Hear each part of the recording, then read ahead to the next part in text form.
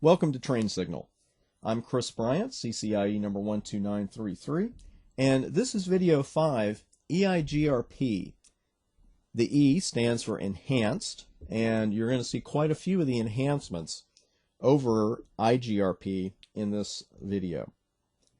You got just a little taste of EIGRP when you studied for your CCNA. You saw some of the basic configurations. You learned that wildcard masks are used in EIGRP statements, and you saw the hellos, but that was really about it. So we're going to review the basics right off the top here, but then we're going to go into a lot of detail about EIGRP that you did not learn in your CCNA curriculum. So we're going to look at the basics first, and then look at the 5 different kinds of EIGRP packet types. We need to know those types, we need to know what they do, and we're going to take a look at all 5 of those in this video. Then we're going to take an overview of the neighbor process, how the routers become neighbors to begin with, the values that have to be agreed upon for them to become neighbors, and how to double check our neighbor adjacencies. We're then going to talk about how EIGRP determines what the best route is. And you remember that a successor is the best path to a destination, while a feasible successor is a valid path to a destination, but it's really the second best or the third best path. We're going to talk about how the router calculates that, how the router comes up with it. Administrative distances, you'll notice I put an S there in paren because in your CCNA studies, you learn one administrative distance for EIGRP, and that's 90. And I'm going to tell you the 3 actual administrative distances that EIGRP uses. We'll take a look at each kind, and also a little real-world versus theory example there as well. Finally, we're going to talk about route summarization, both automatic and manual, when each should be used, when they should not be used, their general effects, and if you are uncomfortable using binary for route summarization, or anything else for that matter, you're going to get comfortable with it by the end of this course. I'm a big believer in it. It's not something you can memorize a chart with and then get past an exam and then never use it again. As you're going to see as you go through your Cisco studies, I continually have students come back to me and say, you know, I had no idea that you used binary for this much stuff. It's not just the subnetting questions on the CCNA. You've got to know how to summarize routes, use wildcard masks, all kinds of things. And the higher up the ladder you go with your Cisco certifications, the better you have to be at it. So we'll do a little bit of a review there with binary for just a minute or so, and then go into route summarization, performing that manually. Before we go into the basics of EIGRP, I want to show you the network that we're going to use here, or the portion of the network that we're going to use. And I've just jotted up in there the left-hand corner, upper left-hand corner, the frame and Ethernet networks that we're using here. And we're also using a loopback on each router. And again, as in all the course videos, each loopback interface is the router number for each octet with a 32-bit mask on all 3. And routers 1, 2, and 3 are communicating through frame relay, hub and spoke configuration. Router 1 is the hub, 2 and 3 are the spokes. And also routers 2 and 3 are connected via an Ethernet segment. So we will be looking at that very shortly. I have pre-configured the routers for this particular video just with the EIGRP basics. The stuff I know you already know how to do, the network command, using wildcard masks. I'll show that in the configuration as well. But again, these are skills that you already have by this point. So we're going to spend our time together here with the more advanced material you need to know to pass the BSCI and to be effective in the workplace. Just reviewing a couple of EIGRP basics here. Cisco really likes asking about this first one for whatever reason. That's common knowledge, believe me. It's like CDP. They really enjoy asking about it. You've got to know the 3 different protocols that EIGRP supports and how they do it. And EIGRP actually has support for AppleTalk, IP, and IPX, which is Novell NetWare Protocol, via protocol-dependent modules, or PDMs. EIGRP also supports VLSM, which IGRP, as you know, does not do. EIGRP has dynamic neighbor discovery via hello and acknowledgement packets. It's always sending out hellos and hopefully getting some acknowledgments back. It quickly converges after a change in the network. It's not quite as fast as OSPF, but it's real fast. Certainly much better than IGRP and RIP, our distance vector protocols. EIGRP multicasts hello packets to the address 224.0010. That's another multicast address for your collection. EIGRP uses the diffusing update algorithm, or DUAL, not only to calculate routes, but to calculate all possible valid routes and hold the other valid routes. It's always going to choose one as the best route.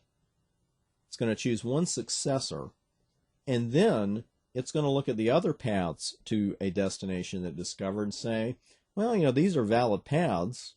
They're just not quite as good as the successor, so we're going to hold on to these and use them if need be.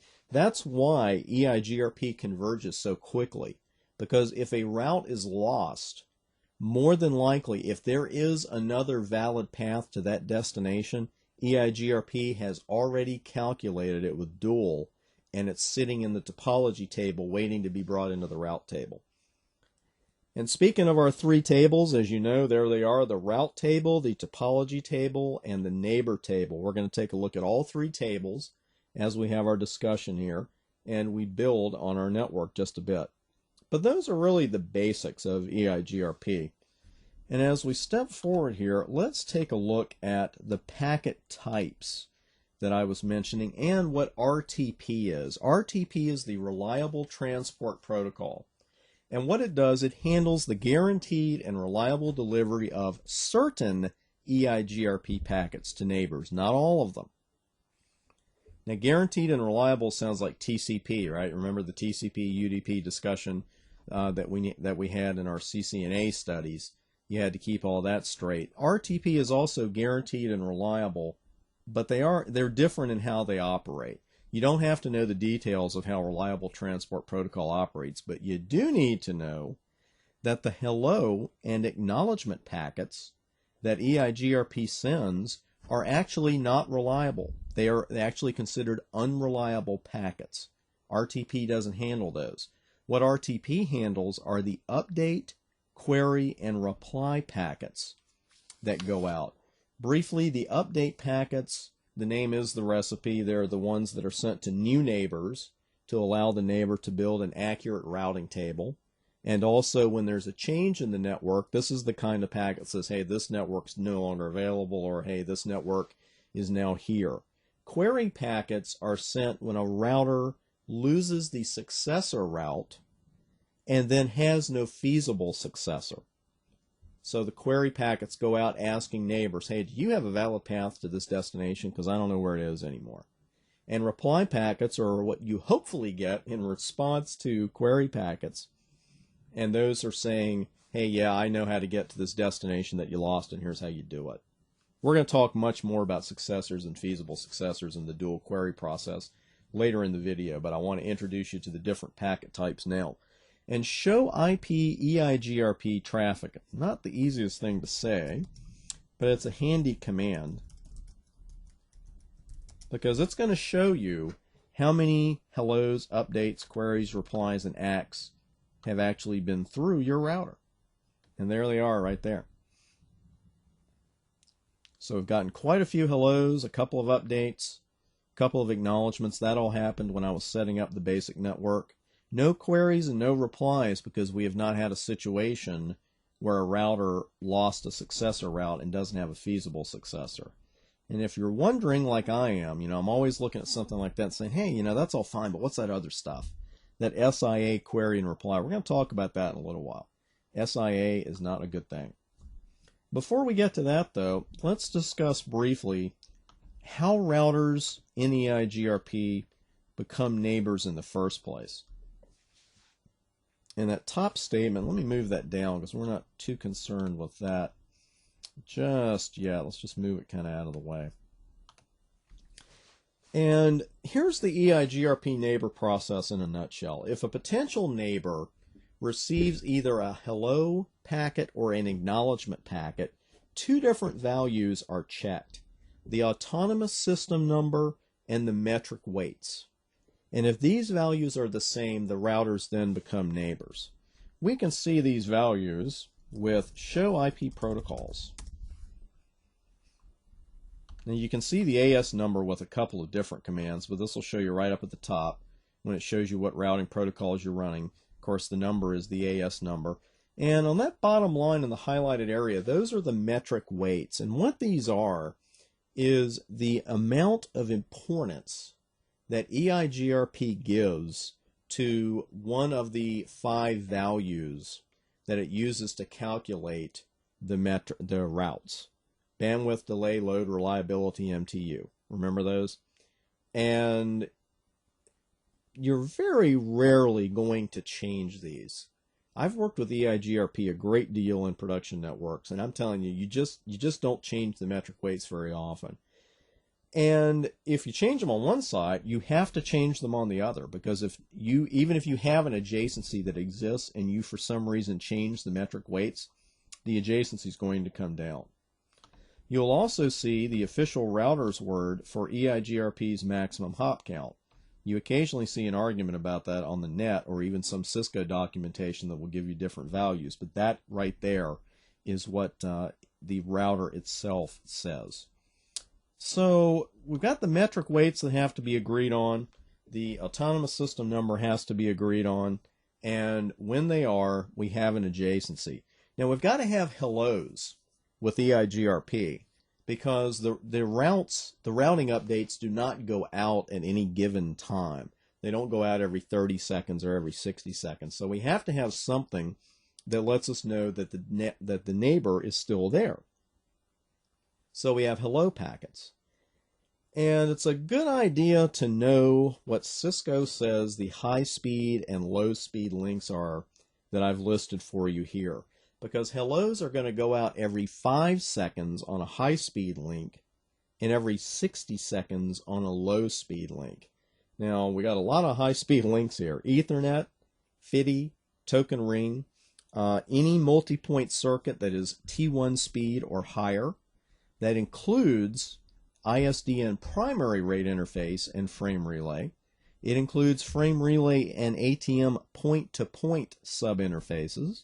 And it includes point-to-point serial links such as PPP, which is our point-to-point protocol, and Cisco HDLC circuits.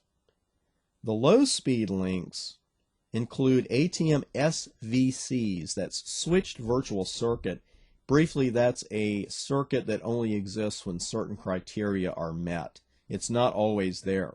With frame relay, most of the time we use PVCs, permanent virtual circuits. They're always there, but the SVCs are not.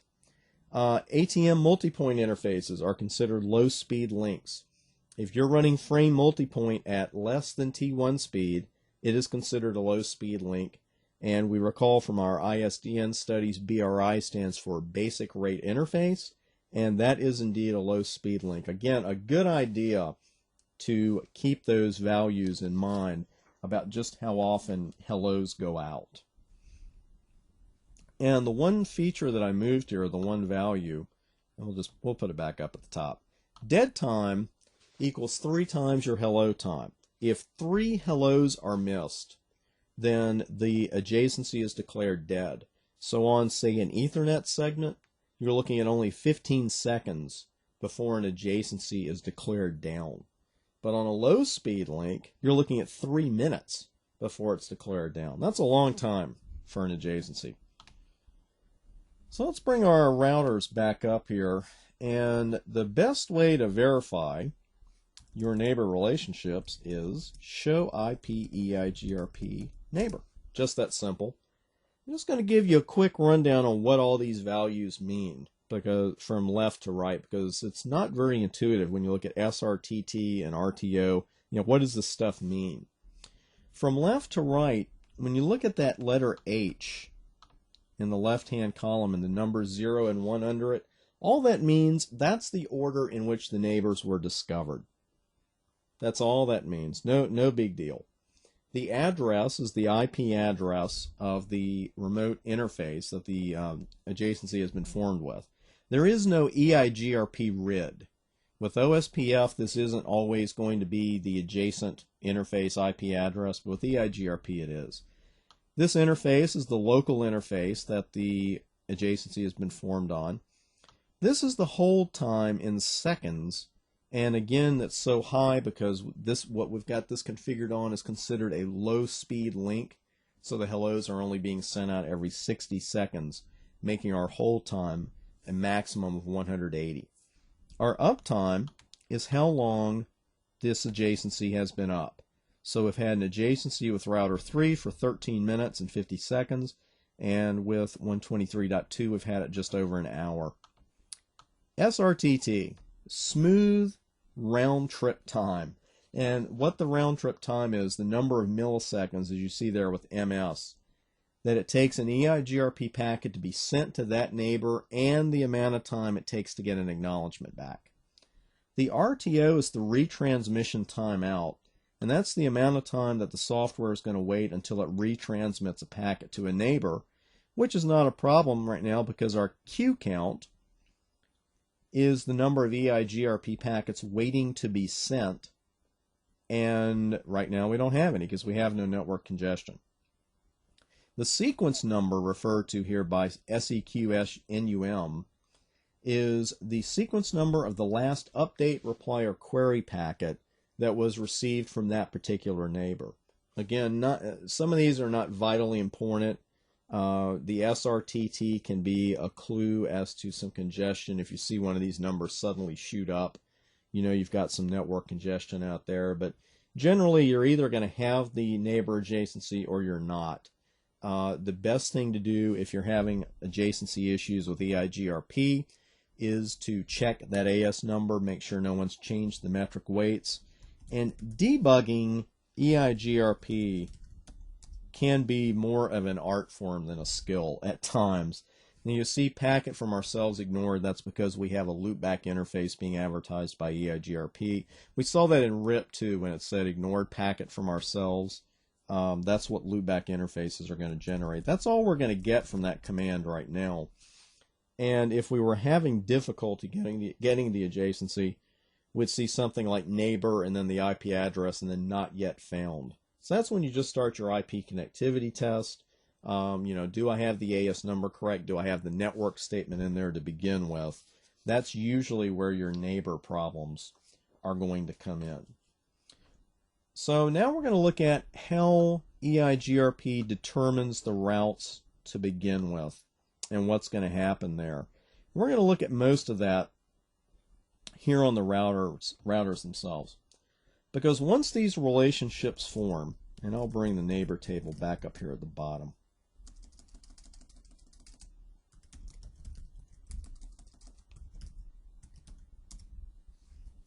Once you have these neighbor relationships formed, Dual begins sending some queries and responses, and those responses are going to be used to build the topology table.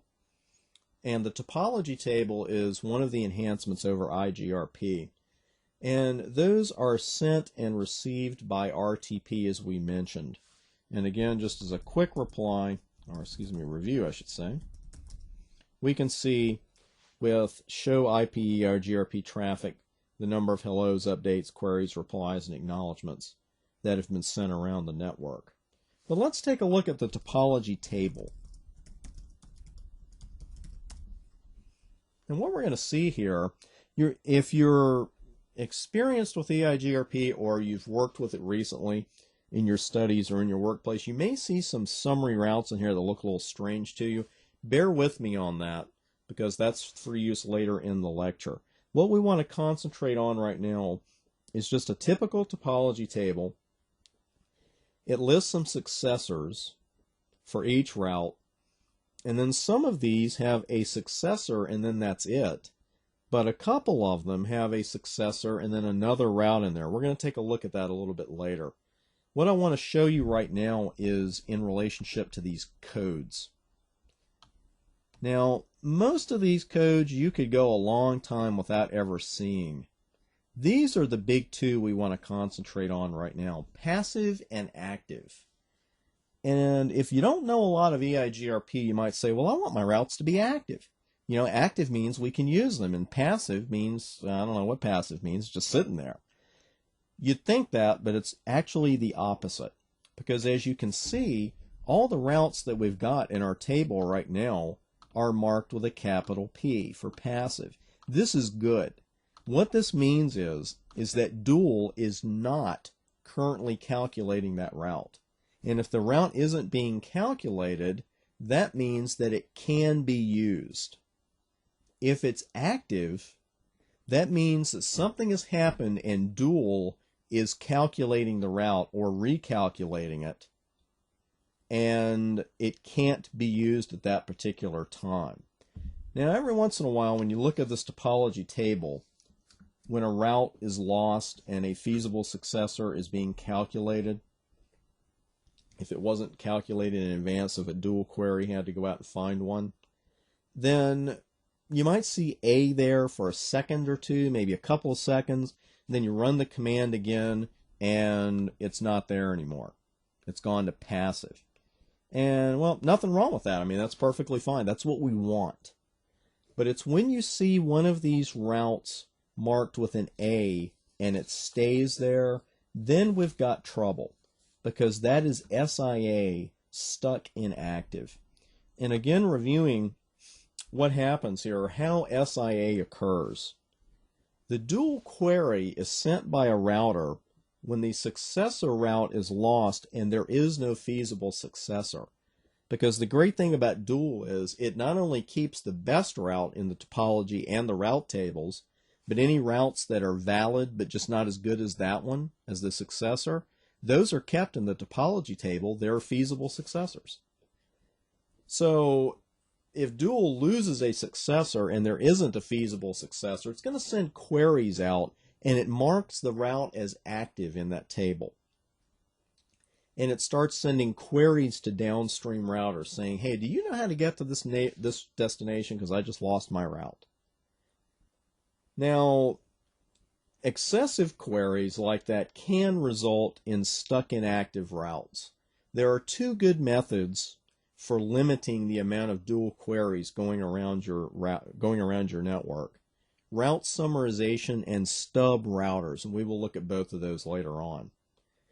Now, when you look at the question, why do routes go stuck inactive, it's more of a philosophical question than a here are the reasons why. You can go out and do a search on that in your favorite search engine and just find all kinds of discussion about why routes go stuck inactive.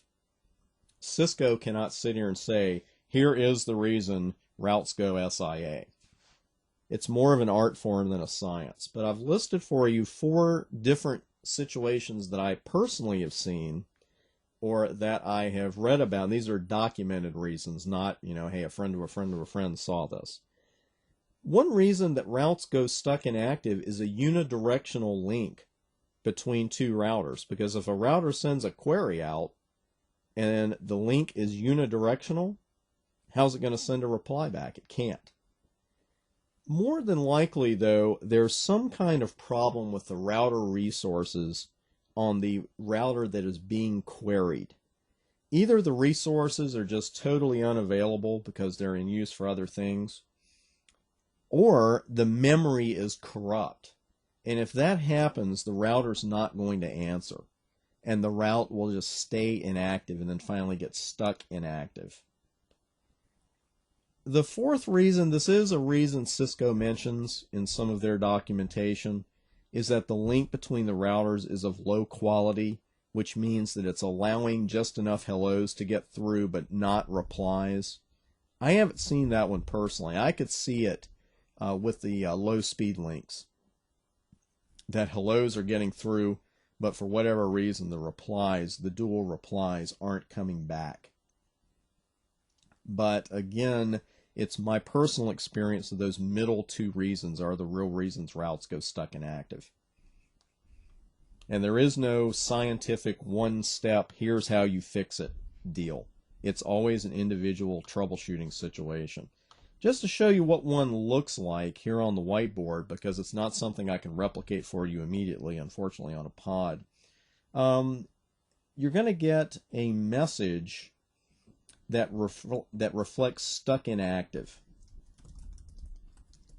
Just to give you an example,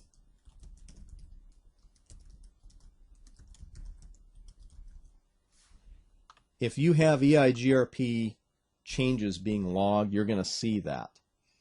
And of course, when you look in your topology table, if you see the letter A next to any of these routes for more than a few seconds, it's probably already stuck inactive. Now there's another code here I want to show you, though, one more code that'll help you spot stuck inactive issues. If you see this lowercase r, not the uppercase, but the lowercase r for reply status, what that actually means is that a query has been sent to a certain IP address, to an IP address, and it hasn't been answered. If you see that for a long time right next to the A for active, that means you're still waiting on a reply from a downstream router. It's a good little detail to know. Good little detail to know. Now we've been talking about successors and feasible successors and on for a while, and we're going to bring the router back up here and then talk about feasible distance in a minute and advertised distance. But you recall from your CCNA studies that the primary route to a destination is the successor, and the feasible successors are routes to the same destination. They are loop-free. They have been declared routing loop-free by Dual, but they aren't quite considered as good as the successor. And we're going to take a look here on router 1 at one such network segment where they do have two successors, and then another one where there's one. And remember, in our network diagram, that we've got the Ethernet segment, that is 172.12.23.0. And right now, router 1 has one path, has one route where two successors are listed. And it's right here. That's to the Ethernet segment of 172.12.23.0. And what's happened here is that Dual has calculated the routes, and there are two next hops, and both of these routes are valid. And the feasible distance, the FD, feasible distance, is exactly the same for both routes. 219.5456. The feasible distance is simply the metric from this router to the final destination. And since these routes are both marked as P for passive, they can be used. And EIGRP will perform equal cost load balancing over four paths by default. Because if we look in the routing table right now for EIGRP, we look at the bottom there, and we've got 172.12.23.0, and we have two different next hop IP addresses shown, 123.2, 123.3. So EIGRP put them in the table automatically and is performing equal cost load sharing. Now if we go back to the topology table, let's use our up arrow there, we also have a route where we have two valid routes, but only one successor, and that's to the loopback of router 3. Now the top path is the successor. It has a feasible distance of 229.7856. And so that one is right through the frame and right out to loopback 0. But there is another valid path through router 2, and then of course that would have to go through the Ethernet to get there. But you can see that the feasible distance is just a little bit larger than that of the successor. So we can't use that right now. And if we look at our show IP route table for EIGRP again, you will see that the table only has one entry for that network. And it's using .3, 123.3 as the next hop. Now those metrics are so close that we probably want to use load sharing there. We may want to balance the load over those two paths. And what we can do, we have two options. Now we could try to change the metric of the feasible successor which is right there, to exactly this. Unless you have days, I would not use that method, because EIGRP has a very long calculation formula for its routes. And I'm going to jot this down. I think this would be a good idea for you to know this.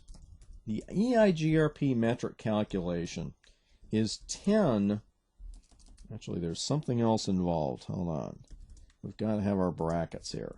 10 to the 6th power divided by the smallest bandwidth in kilobits per second. Still with me? Plus the delay. And we're going to put all that in brackets. And then we're going to multiply that by 256. I kid you not. 10 to the 6th power divided by the smallest bandwidth in kilobits per second plus delay, and then multiply that by 256. That is not a good idea to try to use that kind of formula to come up with that value. Not a good idea at all. So the easier way, and thankfully there is a much easier way, is to use the variance command. You've used this before in your CCNA studies. And with the variance command, it's actually very simple to use, but it's coming up with the value of the command that does cause a little bit of confusion. So since we were looking at one really long calculation there, let's look at how we use the variance command. And it's one of those things, if you have not used this before, it's one of these things that sounds horrible when you explain it, but when you use it, it's really easy. And the number is simply, the variance command is going to be x here, and it's x times the successor metric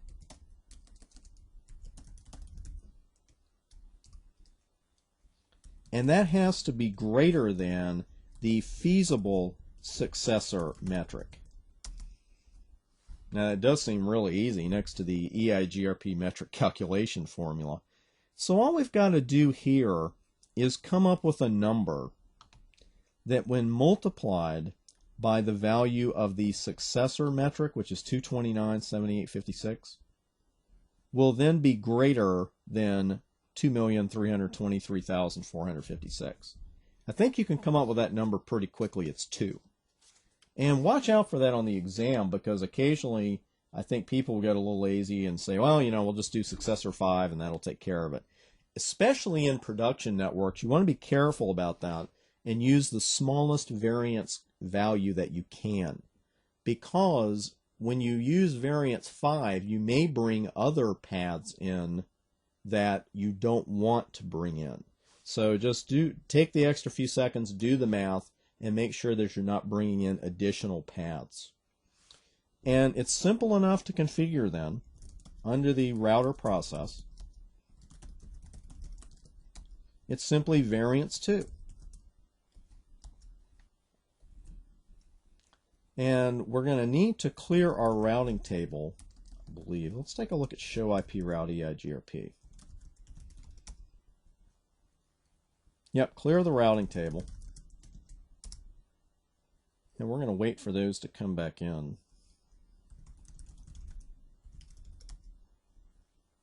And now you see some additional routes already, because variance also now allowed us to bring in the secondary path to go to router 2's loopback. Because if we look at our network, you'll see that not only did we have 2 paths to go to router 3's loopback from router 1, we also had 2 paths to get to router 2's loopback from router 1, either through the frame, which is the most direct path, or through the frame to router 3, and then through the Ethernet. So you have to be careful with the variance command. It can have an unexpected consequence. You always want to check your routing tables. But note now that in the routing table, we are now using 2 paths to send data to the loopback on 2, 2 paths to send data to the loopback on 3. That's what we wanted to have happen. Now let's take a look at the topology table. I want to show you a little detail here people miss. We still just have one successor for those routes. It did not change a metric. It made it acceptable for the routing process to bring the feasible successors into the routing table. But using the variance command does not actually change any metrics. It does not make multiple successors. Little bit of a difference there. Now, bringing that router back up, you can see that these values are almost the same. But when unequal cost load balancing is in effect, the load that each one of these link will carry is proportional to the metric. So if one path's metric indicates it's twice as good as the other, then that path is going to carry roughly twice as much data. Where with equal cost load sharing, it's always going to be broken up roughly the same. It doesn't work that way with EIGRP. And if you accidentally put a router EIGRP 10 on there, you can always take it off that command. That command that I just entered, traffic share balanced, is another good command to know. What that does is when you have unequal cost load balancing in effect, as I mentioned, it's going to break that load up proportionally. So if one metric is 3 times as good as the other, then that one, the better path, is going to carry 75% of the data, and the other path is going to carry roughly 25%. If you want that to be 50-50, if you want your unequal cost load balancing paths to carry roughly the equal amount of the load, that's the command you need to run, traffic share balanced. This one would be about 50-50 anyway for both the additional paths, so I would not worry about that at all. And before we look at a discussion of those distances, there is a longer version of the topology command that can give you some interesting information. Let's see if that works. Yeah. If you put the network number and mask after that, you get all kinds of information about the state, the routing descriptor blocks, what the metric is. You could see all this somewhere else, but it also shows you what you have your metric weight set to. Hop count is not considered a metric weight, but it is going to be in there. And there are our old friends bandwidth, delay, load, reliability, and MTU. So if you need to see those values for any particular entry in your topology table, run the extended version of that command, and that'll give you the metric weight information you need. Now, with all the talk we've done about the topology table here so far in this course, you've probably already noticed that there are 2 numbers in parentheses following each next hop IP address in the topology table. Let's take a look at those in the paren here, and we'll take the path to router 2's loopback network as an example.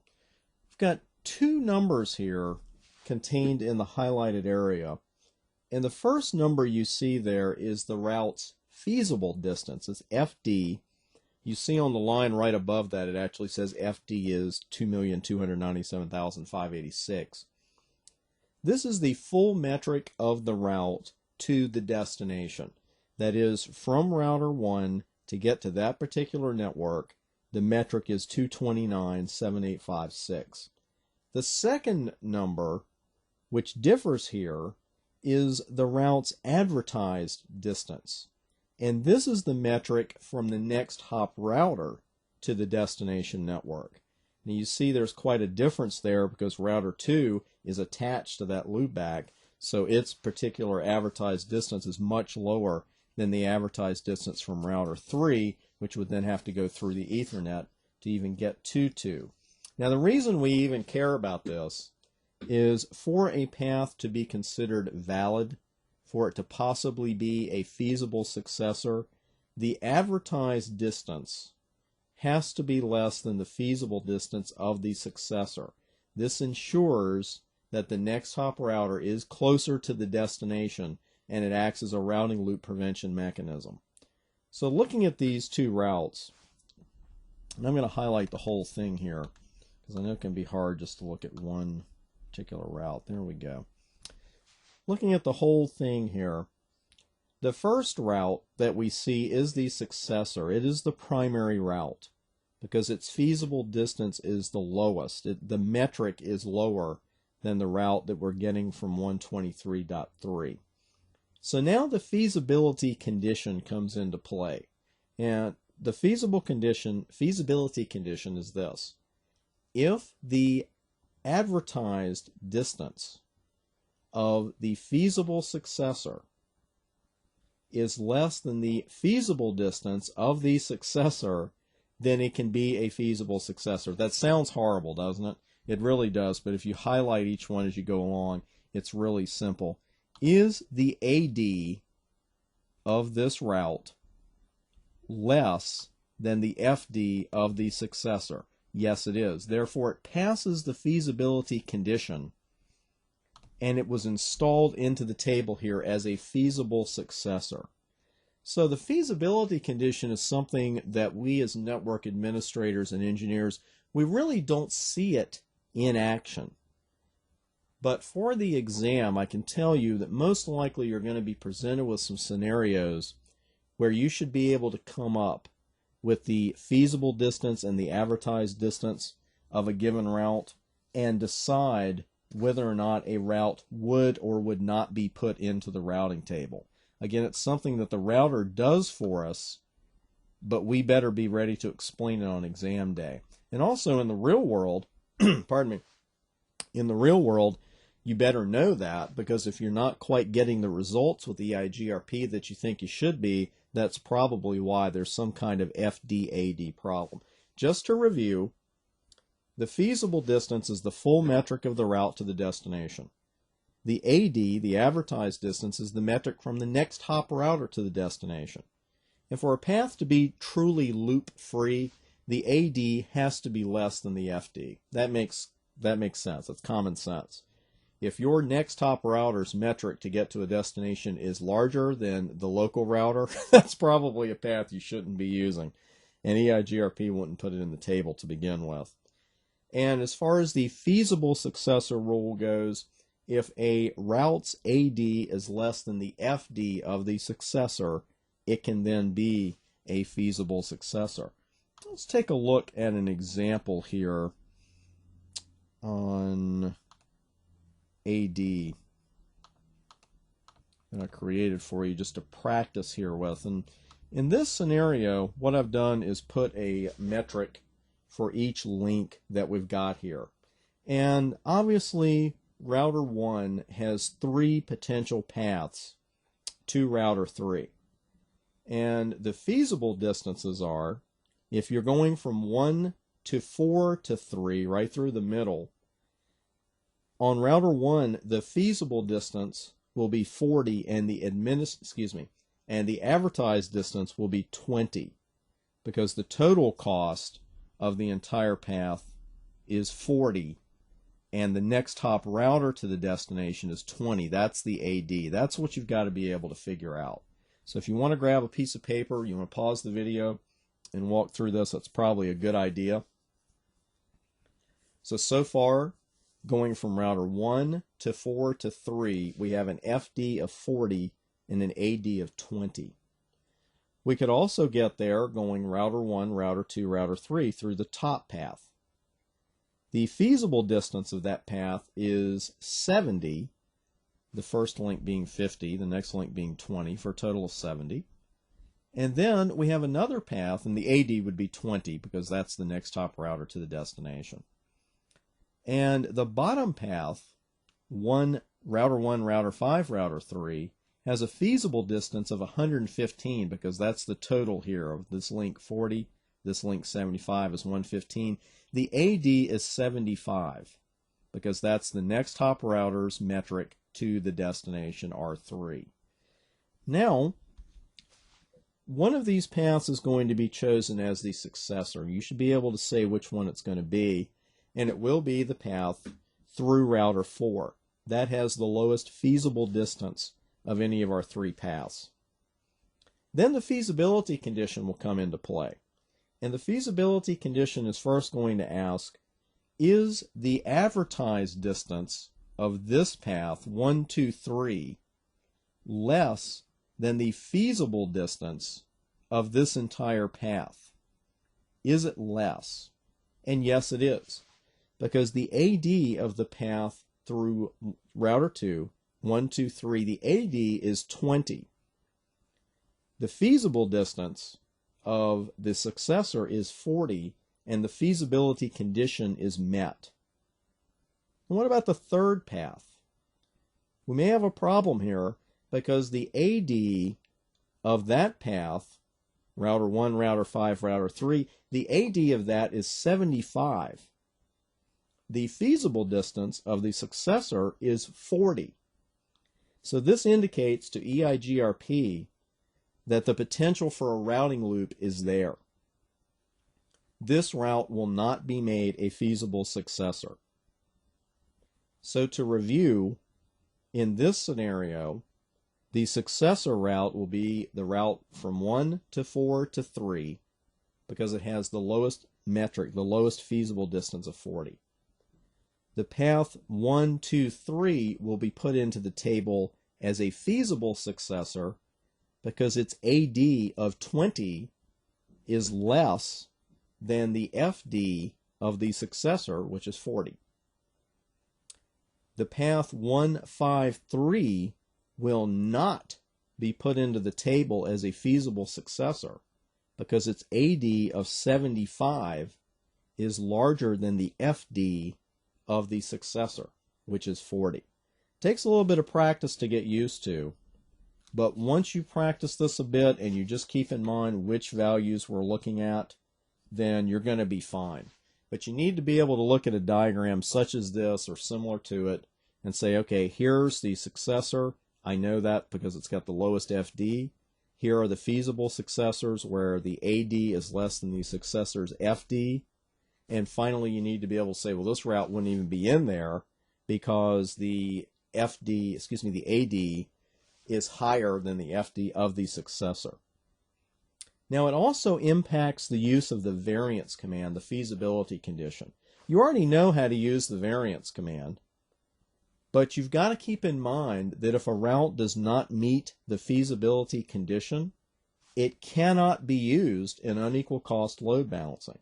And we have that situation here because some would look at this and say, okay, the metric of the best path is 40 and the metric of the other two paths is 70 and 115. So if I configure variance 3, all three of these paths will be in the table. But that's not what will happen because the bottom path from router 1 to router 5 to router 3 failed the feasibility condition. Its AD is higher than the FD of the successor, and therefore you can put variance 100 and this route will never be put into the table, 153. If a route fails the feasibility condition, not only is it not made a feasible successor, but it will also be ineligible to be brought into the routing table with the variance command. Cannot work that way. So let's take a look then. That's the feasibility condition. Like I said, a lot of that is behind the scenes stuff, but I would be prepared to show Cisco on the BSCI exam that you know how those values are developed. And I've had this information, this knowledge, come into play in an EIGRP network as to why we couldn't get certain routes to show up. So I want to show you now, I'm going to bring up another screen quickly here, and talk about EIGRP administrative distances. And I mentioned that there is an S at the end because we have 3 different administrative distances that you need to be aware of for the exam and for the real world. In your CCNA studies, you learned that EIGRP routes have an AD of 90. That is true if they are internal EIGRP routes. They will have an AD of 90. Let's bring our routers back up here. On router 1, just do a quick show IP route EIGRP. And you can see that all of these routes have a metric of 90. an AD of 90. That's the first value in the brackets in a routing table. The second one is the metric. So we've got an AD of 90 for these. They are native EIGRP routes. That is, they were discovered by EIGRP with no other help. Well, what kind of help do I mean? The kind of help that causes a route to be marked as external. You're going to see this a lot in the redistribution sections that we're going to perform. These will be marked with the code D and then EX in paren. And what this means is that this route was originally discovered by some other protocol or by some other method, and then it was redistributed into EIGRP. It was learned by redistribution. That's what gives a route an AD of 170. And finally, you're going to have some summary routes.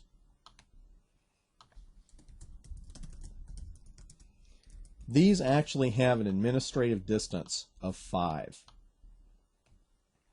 So we're looking at 3 different administrative distances for EIGRP. Internal 90, external 170, and summary routes of 5. Now we talked about something odd that we saw in the routing tables perhaps, and let's take another look here. Let's show IP route. We've got some unusual behavior here. Pardon me. We've got a couple of summary routes in here pointing to something called null 0. And those are going to be explained here shortly, because what happened is when I configured this EIGRP network, when I set it up before we really started the lecture, I did not disable auto summarization. Because you can see that even though EIGRP has VLSM support, the remote loopbacks are showing with classful addresses, classful network numbers. That's because I left auto summarization on. Both EIGRP and RIP version 2 automatically summarize routes when they're advertised across a classful network boundary. Now that doesn't sound that bad. I mean, in a few minutes I'm going to tell you how great manual route summarization is. So you may be thinking, well, Chris, if manual route summarization is great, why is automatic route summarization bad? I'm going to show you an example of why it's bad in just a moment. The key is with route summarization is that you don't want the router or the protocol to make the decision as to where and when route summarization should take place.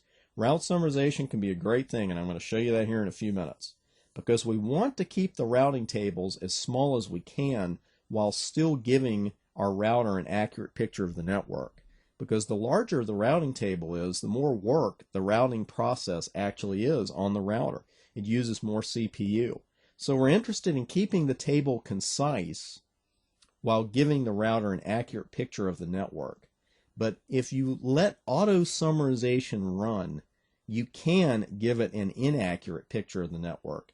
Because what's one reason that we perform subnetting in the first place? It's to use the same major network number in more than one part of the network. We subnet it into smaller pieces, but it's still the same major network number. Let's take a look at that in action here. Give me just a moment to bring that up. This is what would happen with route summarization, where you've got a router. The router on the left-hand side has 2 EIGRP routes in its table, 2 subnets of the major network number 20000, which has a /8 subnet mask. So it knows about 2 subnets, and it's going to advertise them across a classful network boundary. When this EIGRP routing update goes out to the router on the right, it's going to be summarized. And it's only going to contain the major network number. It's not going to reflect the subnets. Now in this case, that's not the end of the world until we add some other subnets of that major network number to other portions of the network, like this. Because what's going to happen is we've got a router on the what we've added now that knows about two different subnets of that major network number. Now the problem is it's going to advertise those two subnets via EIGRP across a classful network boundary. And now you're in trouble because that's going to be summarized to the major network number. So the router that's receiving these updates is going to be getting updates for the same major network number from two different sources. And one of two things is going to happen here. Both of them are bad. Either the metrics are going to be exactly the same and the router will perform equal cost load sharing, which means that half of what's sent to 20.100 is actually going to go to the wrong router. Or worse, maybe worse, they're both bad. If the metrics aren't the same and one of these paths is better than the other, then that router will have only one entry for that major network number, which means that two of the subnets are never going to get their data. So either way, it's a bad situation. And the thing is, you could have a situation like this right here in your network now, and there's no problem. And maybe a year from now, you add another router at another location and say, oh, okay, we'll just use two more subnets of that major network number I was using before. Now you're in trouble because your routing one way or the other is not going to work correctly. So what you want to do is turn auto summarization off. And we're going to do that here on our routers first. And let's see if anything unusual happens. Router EIGRP 100, no auto summary. Anything unusual going to happen there? Hey, look at that.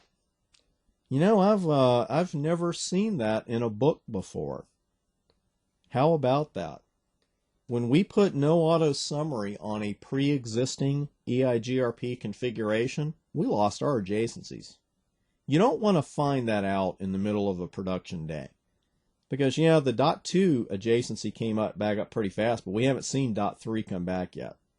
I don't want my adjacencies dropping during a workday, during production. So if this is something you decide to add to your network, do it before everybody gets to work, or do it at 2 o'clock in the morning, maybe when nobody's there, because your adjacency should come right back, but it can take a little while, and you don't want that. I have never seen that mentioned in a book, that those are dropped. And to give us an accurate picture of the network all the way around, we're going to add no auto summary as well. Like I said, whenever I configure, and you can see those adjacencies dropping like stone, whenever I configure EIGRP, I always put no auto summary. There's always an exception somewhere in the world where this works well, but I've never seen it hurt anything to disable it. And I have seen it hurt routing when it was left on. Just to remind you as well, this is also a default behavior of RIP version 2. RIP version 2 performs this. So let's see how our neighbor tables are coming along here. Our neighbor adjacencies. We've got .3 back yet. We don't have .2 back yet. Let's see what we get. Still getting .3. I have seen no auto summary take a little while to take effect, because we've got to get our adjacencies going. Let's see. Yeah, there we go. You can see now that the networks are no longer being summarized. Now we see /32 instead of /8. That's what we want to see. Because here, in our previous example, after configuring no auto summarization, this is what happens.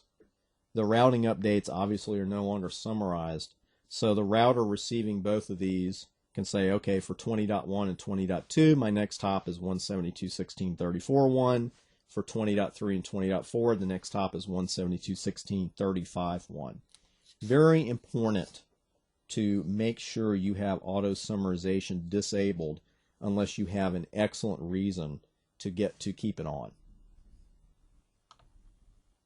And now that we've looked at auto summarization, we're going to now examine manual route summarization. And you may immediately think, well, if auto summarization is so bad, why is manual summarization good? And as I mentioned earlier, we want to be deterministic about where route summarization takes place. We want to say, here are the routes I want summarized, and here's where I want to do it. You don't want it just done over your entire network automatically by the routers, because route summarization does have some great effects. It brings great benefit when done properly. And let's just take a look at some of these route summarization benefits. One I mentioned earlier, and it's really the major one, it keeps the routing table concise yet complete. It keeps the routing table smaller, but it's still going to have IP connectivity to all the routes that you're summarizing. Because when the routing process is taking place, the entire routing table is going to be parsed or just looked through for the longest match. And everything we do on a Cisco router or a switch has a cost in CPU, in memory, and in performance. That's why we don't go back to work and after we've taken a course like this and say, hey, I learned all this great stuff, let's configure every bit of it on our routers. And don't do that, because everything we do on a router has a cost. And by keeping the routing table concise yet complete, we lessen the load on the router's CPU during the routing process, because frankly there just aren't as many routes to look through, but a match is still going to be there with that summary route. Another benefit is that the more specific network numbers are hidden from the downstream routers. When a downstream router gets a summary route, it does not see the more specific routes. Now, if the person running the downstream router understands binary, they can take a pretty good guess. So I don't consider this to be a major security feature, but it does hide your more specific network numbers. Another benefit is that the routing updates themselves are smaller. And this also, every little bit helps.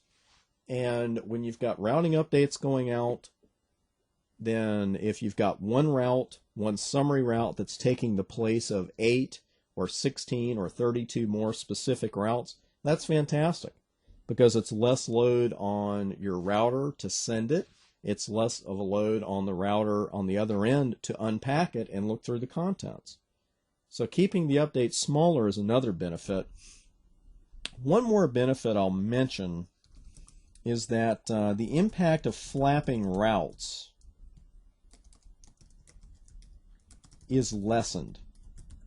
Of course, when you have flapping routes in your network, you're never going to get rid of that impact totally, but when you've got a certain route that's giving you trouble on a router, and that router is sending out a summary, it's not going to continually recalculate the summary and recalculate the route because one of the summarized routes is going down. That's kind of hidden from the downstream routers. Now, the downstream routers may not be able to hit it, which is why we need to get out there and fix that flapping route, but the impact of the flapping routes on the rest of the network is lessened. And again, I definitely don't want to scare you off route summarization, but the key to success with real-world route summarization is that you decide where the summarization takes place and not the router. So speaking of that, I have added some networks because we're going to do some route summarization right here and now.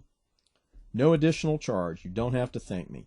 Once you know binary, which I'm sure you do from your CCNA studies, then route summarization, I think you'll find, is just not particularly difficult. You have to be careful with it in the real world to make sure you're not including routes that you don't want to. But as far as exam questions go, it's going to be pretty cut and dried stuff. So what I've done here is added 7 networks to the EIGRP process. For you home lab fans, what I did is created 7 more loopbacks and just gave them an address somewhere in each one of these particular subnets. So we have 7 different subnets being advertised on router 1, and it's 100.1 through 100.7 with a /16 mask. The loopback addresses themselves both use 11 for the last two octets, 101.1.1 and so forth, 200.1.1. So let's take a look at our network first off. And you see we lost it. That's right. So let's take a quick look here, actually at a downstream router at router 3. And take a look at our EIGRP routes. And all of a sudden we've got a lot more routes than we had before. We still have auto summarization turned off. So we see here's our subnet, and we see our 7 subnets. And there's nothing wrong with this. But every time that router 3 has to route a packet, it's got to look through the entire table, looking for the longest match.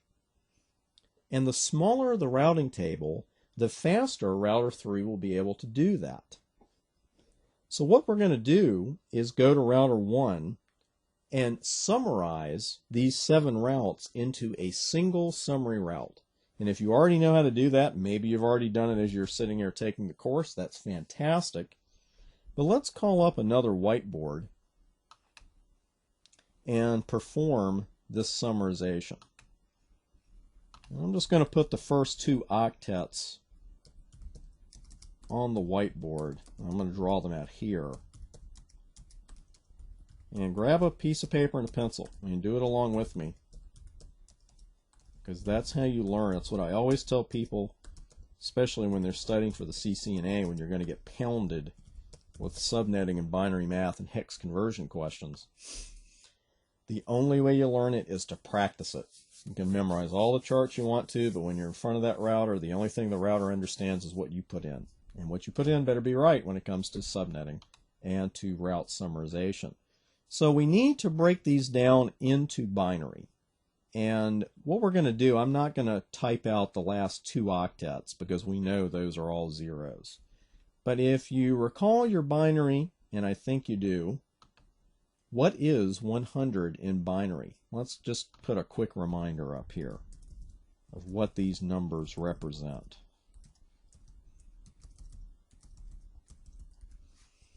Well, if we're converting 100 into a binary string, which is what we need to do here, from left to right, we simply say, can we subtract 128 from 100? No, we cannot. Can we subtract 64 from it? Sure. That gives us a remainder of 36. Can we subtract 32 from 36? Absolutely. Gives us a remainder of 4.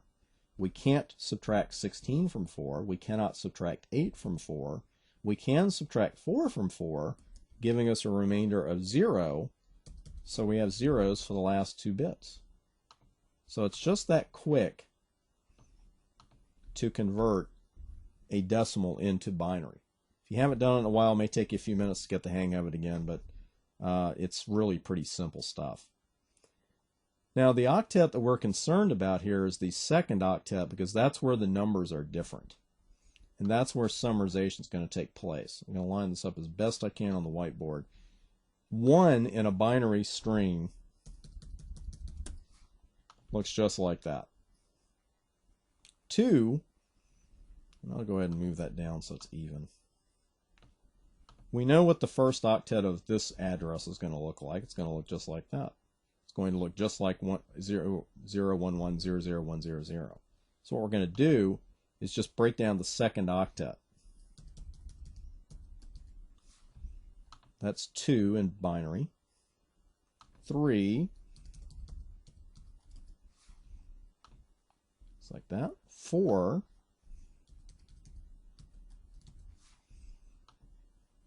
5.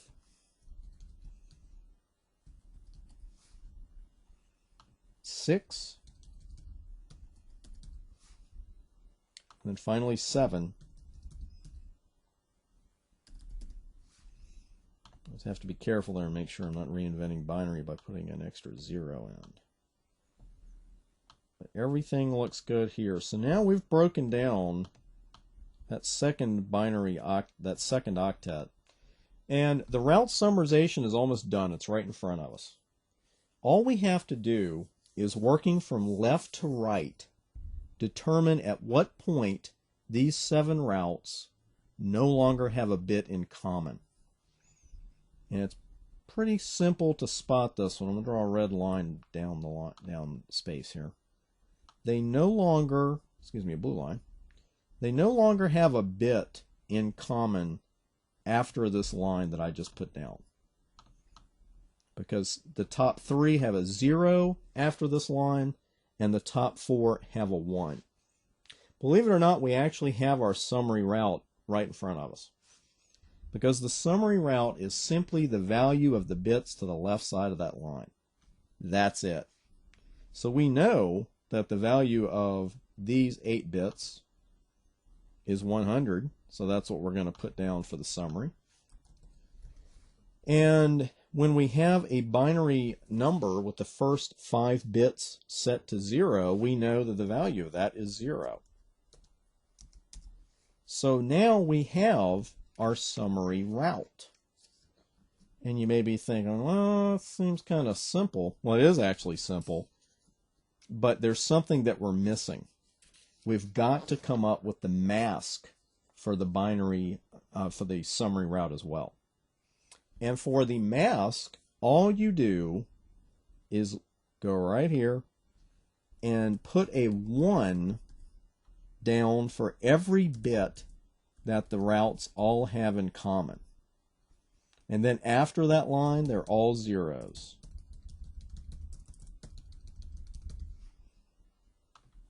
Because the mask means the mask with all 1s here, a subnet mask or summary mask, indicates that where there is a 1, all the bits have to match. So we're saying that all of these 13 bits of the first 13 bits of the routes that are included in this summary begin with 0, 1, 1, 0, 0, 1, 0, 0, and then 5 zeros after that. After that, we get the 0 bits, which are the I don't care bits. This yields our summary mask. So if we convert that into dotted decimal, what is it? 255 is going to be that first octet, because whenever all the 1s are set, all the bits are set to 1, that's always going to be 255. The first 5 bits are set to 1 in the second octet and 0 in the next. That's going to give us a total of 248. And then, of course, we can look at those last 2 octets and say, okay, those are all zeros. So we now have our summary route and our summary mask. And as a reminder, in case of a multiple choice question on something like this, because this is not the way, we can't use both of these methods to configure it on the router. These are the same thing. The bottom one where I put /13, and that's actually how it's pronounced, that is prefix notation. And that number indicates the number of 1s at the beginning of the mask. So for a multiple choice question, if you were asked, hey, you know, what's the summary address and mask for this route, for this summary route, both of these choices are correct, because it could blow your mind and say, hey, choose 2.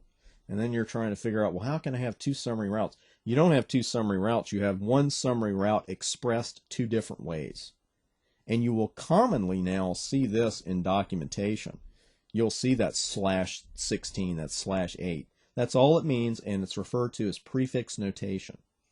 So now that we have our summary route and our summary mask, we're going to configure it on router 1. So we go up to router 1. This is an interface level command when you perform this kind of summarization with either EIGRP or RIP version 2. It's actually configured on the interface. And the command is IP summary address. And with EIGRP, you can bank on it. Anytime you've got a command involving EIGRP, you are going to have to include the AS number in it. Let's see, let's use, yep, iOS help shows us immediately. If we go back one step, you can see the other options here are RIP and EIGRP, because when you configure summarization with RIP version 2, you do it exactly the way we've done EIGRP here. It's just the command is a little bit different. There's EIGRP, there's the AS number. Now we're going to enter the summary address, and then we enter the summary mask. And that's it. There's something else they don't show you in the books, or in a lot of books. I've got it in mind. This is something else annoying that I found out once live. I don't mind telling that story on myself. When you summarize addresses in EIGRP, just as we saw when we were fooling around with the auto summary command and taking it off, putting it back on, you're going to lose your adjacencies. And you can even see it tells you why, because if you're not expecting that, it's a bit of a shock, because you think, hey, I love it when it does that. You're thinking, hey, what did I do? And what you did was, let me bring that up and then bring it back down. What you did was you configured a summary, and your neighbor relationship was dropped. Like I said, I'm glad we're doing this on live equipment so you can see what happens in the real world with this stuff. Because the first time that happened to me when I created a summary route, I thought, whoa, what happened here? So let's go down to router 3 and see the effects of the summary. Let's see if it worked out. I don't see it yet. Could take a second. If it doesn't show up, we get to do some troubleshooting. We're getting the... Sometimes it takes a little time. The adjacency just came back up. You're going to need that adjacency before you get the routes. There you go. It's only been up for 7 seconds. I thought it was already back up. So let's take a look at that routing table now. And now we have a summary route.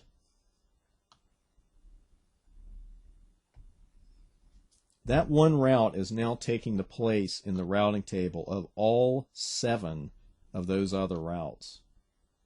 100.1 through 100.7. Fantastic stuff. Look how much smaller that routing table is now. Great stuff. Notice that the AD is still 90. And I told you earlier that an EIGRP summary route has an AD of 5. Officially to the router, and this can get a little confusing, this isn't the summary route. It's just an EIGRP route being advertised. We're going to go back up to router 1, and you may see something here that might surprise you a little bit. Let's see if we do EIGRP if it shows up. Nope. IP route. We have a new network in here. We've got a new entry because all the other subnets of 100.0.0, they're all directly connected. That's what we expect to see. But now we've got something here in the middle. It's a summary route to null 0. This is the actual summary route, and you will notice that you do not see an AD of 5 configured for it. You're not going to see that in the routing table. The reason this happens, it's a routing loop prevention mechanism. And what happens is, if a packet comes in that is destined for one of the summarized routes, then obviously it's going to be sent to the directly connected network and everything's fine. But if a packet comes in that happens to match this summary route, but this router doesn't have a path for the more specific route, it's going to put it in the bit bucket. It's going to send it to null 0, which is just dumping it. Because that can happen. Let's just say if we only had the routes 101 through 106, and we didn't have a route to 107.0.0. If something came in that went to 107.0.0, that would match the summary route. That would match the more specific route. But we wouldn't just want to send it out anywhere. So instead of that, we've got a route to null 0 that takes the place of any missing routes that still match the summary. It's just a way of saying, if I don't know where the more specific route is, this router is going to dump it. And that only happens on the router that is performing the summarization. That's the only place you're going to see this. And this is the route that actually has an AD of 5, but you won't see it. But that's route summarization. It's a fantastic tool. You've seen how we do it. You know now how to configure it on EIGRP, and you know that you're going to lose your adjacencies when you configure it. That's also very important stuff. What we're going to take a look at now, bear with me for just a moment here, are some design recommendations. Learning design recommendations is, I'm not going to say futile. This is some good information here, but every network is different. Every single network is different. So the guidelines that I'm going to give you here, it's good stuff to know for your exam. It's good stuff to know for the real world, but you'll find that they're very general. And in some cases, when I tell you some of these things, you're going to go, oh, come on. You know, I already knew that part. But just bear with me here. This is good stuff to know. And it's design recommendations. We're going to take a little more detailed look at some of this in just a few minutes. But when it comes to EIGRP over NBMA links, non-broadcast multi-access links, then we're looking at some special considerations, and they're what I've put on the whiteboard here, is that your EIGRP traffic on each one of your virtual circuits, most likely your PVCs, like frame relay, should not exceed the committed information rate, the CIR. That makes perfect sense. The CIR, if that's a new acronym for you, that's the amount of bandwidth that your frame provider is guaranteeing you'll get. You may get more, but you won't get less. And hey, that makes sense with the EIGRP traffic not exceeding the CIR. Again, something else that you'll roll your eyes at when I tell you is that the sum of your EIGRP traffic crossing your VCs should not be greater than the total capacity of the line. Makes sense again. The bandwidth allocated to EIGRP on each virtual circuit should be the same on each interface. Makes perfect sense too. No problems there. If you choose not to use sub-interfaces on your routers, the bandwidth value configured on the serial interface will be evenly divided among all the VCs. Let's take the rack that we've been working on for a while. Router 1 does not have a sub-interface. So what it's doing right now is it's going to divide its bandwidth configured on the serial interface evenly between the two virtual circuits that exist. There's one virtual circuit to router 2, there's another one to router 3. That makes perfect sense, and that's fine, but it does cause a problem if the virtual circuits have different committed information rates. Let's take a look at that.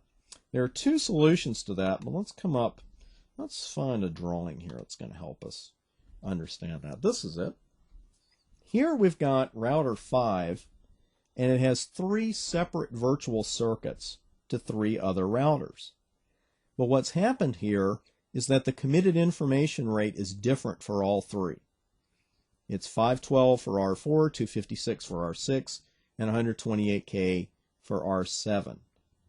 So we would have a problem here if we just allowed EIGRP to divide its bandwidth equally between the 3 circuits because the CIRs are not the same. So there are 2 solutions for this problem that Cisco would like you to know about, and they even tell you the first one is not the recommended solution, but we're going to look at it anyway. It's good for you to know this. Take the lowest CIR of the 3 or the 4 or the 5, however many you've got, and multiply it by the number of virtual circuits.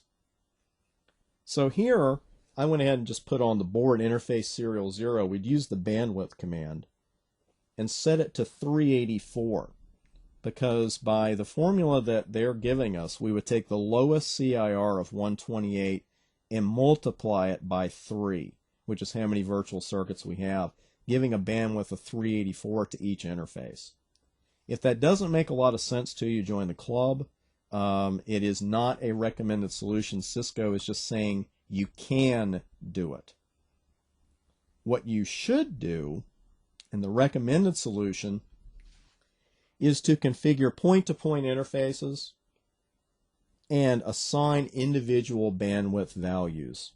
And that's what I did here. This is how you would set it up. When you create sub-interfaces, of course, that's where your IP address goes. and you have to decide whether it's going to be a point-to-point or or a multi-point subinterface. So what we did here is with the IP address command, and yes, I did leave an S out of that one. I'll put it in there so that would work. I used 3 separate bandwidth commands to more accurately tell the router, here's what the CIR settings are. So this is really the preferred solution. If you just can't create subinterfaces for some reason, then you would have to do this. You would take the lowest of your committed information rates, which in this case is 128, multiply it by 3, and then you're all set with your bandwidth setting. But if you do have the opportunity to create subinterfaces, this is really the way to go. And I've done this on the real world. This is the way you want to go. You want to use point-to-point interfaces and assign the individual bandwidth values. And we've done a lot of talking here about EIGRP using up bandwidth. Let's talk about how much bandwidth it's allowed to use by default. EIGRP is allowed to use up to 50% of a given interface or subinterface's bandwidth. And this can be changed with the IP bandwidth % EIGRP command. But this command is an excellent example of why you want to use iOS help. Because I'm going to give you a bit of an oddball scenario here, but it's a good one for you to know. And we're going to start off, though, by taking a look at iOS help. And we're going to go to interface serial 0. And let's look at that command. It's IP bandwidth % EIGRP. What do you think the next value is we got to put in? I heard you say autonomous system number. You are absolutely correct. You've always got to put the AS number in when you're working with an EIGRP command. Now, let's take a look at iOS help again. Maximum bandwidth percentage that EIGRP may use. I can set it up from 1 to 999,999. Now, that's going to look a little strange if I type in something, say, like that. Because what I just did was allow this interface to use 300% of its bandwidth setting for EIGRP. I could have set it for 1,000%. 1,000%? Where would that come in? Why would you ever do that? Here's why. There is a chance, an outside chance, but it does happen, that the actual physical speed of an interface exceeds the logical setting. Generally, if you got a 512K line, you're going to use the bandwidth command to set it to 512K so your protocols understand what's going on. Well, let's just say that you have a physical interface, and the physical speed is 512K. And the logical setting that it's been given is 56K. So if you want EIGRP to use 168K of the physical bandwidth, see where I'm going already? You'd set the bandwidth value to 300%. Because 300% of your logical setting is 56. Your logical setting is 56. 300% of that is 3 times 56, or 168K. I've seen that in action once. It's a little confusing when you first look at it, because as I said, generally you're going to take an interface, and when you use the bandwidth command, you're going to put the actual bandwidth there that you have to give the routing protocol an accurate picture of what's going on. But just in case you have a logical setting that's lower than the physical, you can actually use this command to set the bandwidth value higher than 100%, because this command is looking at the logical setting, not the physical setting. Good thing to keep in mind. Let's take a look then at one more concept that helps us save some bandwidth. And we've talked a lot about, keeping routing tables as small as we can. We're going to get into that a lot in the OSPF section, because OSPF can just come up with a lot of different routes, and there are some great ways to keep that routing table small. Now, you're familiar with OSPF stub areas and total stub areas. Even if you just understand the concept a little bit, that's fine, because when we're done with this course, you're going to have it mastered. EIGRP does not allow us to configure stub areas because it doesn't understand areas to begin with. When we put an interface or a network into the EIGRP AS, we don't specify an area at the end. But what we can do is configure EIGRP stub routers. And this is very common with a hub and spoke configuration. Because let's think about that. How many possible next hops does a spoke have to get to any destination? Probably just one. That's not always the case, but probably just one. And in that case, it's a little foolish to have a full routing table on a stub router, because what I've found happens in situations like this, and we'll bring this up on the board and we'll find our little stub routers here. Let's go back. If you're looking at a situation like this, your 3 routers here only have one possible next hop for any destination, and that's router 5. And what I have found to be true in production networks is that your stub routers tend to be less powerful models than your hub. If you have to make that choice, that is the way you should have it. But your stub router may be limited in CPU. It may be limited in memory. So instead of having router 4 in this case have a full routing table, what we might want to do is just have a default route and have the default route point to router 5. And that's what we can do with stub routers, because the only neighbor that an EIGRP stub router can have is the hub. That's it. But there are other benefits. Besides keeping the routing table smaller, EIGRP stub routers are not queried for routes when a successor goes down and a feasible successor is not available. So that's a big savings in bandwidth and in processor power, because in the diagram we were just looking at, the stub routers, if the hub router loses another route, loses a successor, it will not send EIGRP stub routers a query, because it knows, hey, that's a stub router. It's not possibly going to know how to get to this destination that I just lost. One more fact to keep in mind about stub routers is that they only advertise directly connected networks and summary routes back to the hub. That's it. And this can be changed with the EIGRP stub command. We're going to take a look at that here on a router. And I'm not going to make router 1 a stub because that's our hub. But we can always look at iOS help. The basic command is EIGRP stub. And let's see what the choices are here. Do advertise connected routes. Receive only, set as receive only neighbor. Do advertise static, and do advertise summary. So by default, again, they are going to advertise directly connected networks and summary routes already. So if we had some static routes on the stub that we wanted to advertise, we would have to configure EIGRP stub static.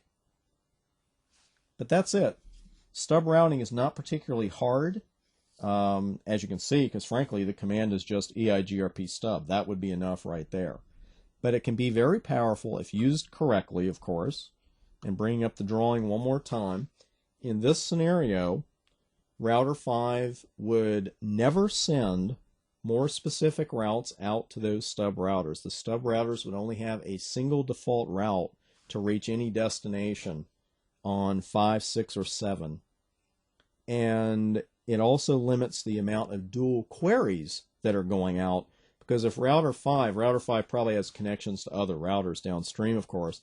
If router 5 loses a successor and then has no feasible successor for it, it is not going to send a query to 4, 6, or 7 saying, hey, do you know where this destination is? Because the router 5 knows that these are stub routers, and there's no way they would have any knowledge of other downstream routes.